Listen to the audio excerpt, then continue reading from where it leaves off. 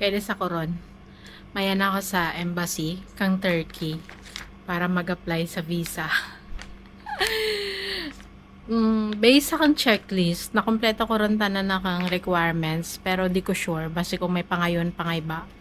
So, kabay pangararan ay natamadan na wag balik-balik. Tapos, kabay pa nga ma-approve.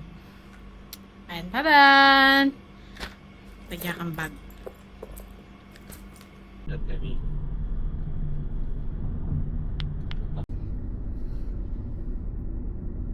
Nabalgar na kang passport.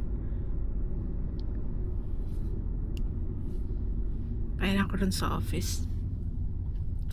Pakita ko nindo karon, makabot ako sa office. Ano yung itsura?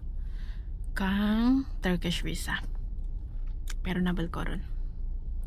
Nagutom ako. Nagdasig lang. Akong pinakauna doon nga makuleg ang passport. Akong pinakauna. Tapos sara pa 1 minute tapos ako ron. 8 sandaga bukas. 8:01. Gapayan ako ron sa elevator.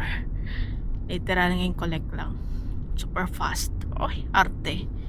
So, kaput ako rin sa office. Nakakaganda.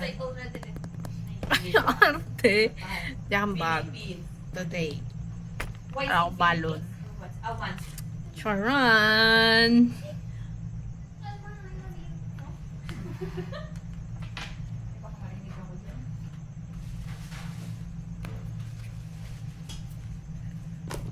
Ay, tsaka talaga ng itsura ko pag mga picture-picture ng mga ID. Ay, tsaka. Charn.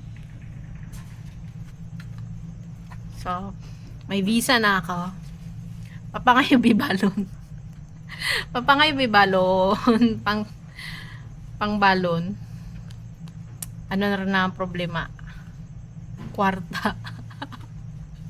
Kwarta na ang problema. Ito lang. Ay,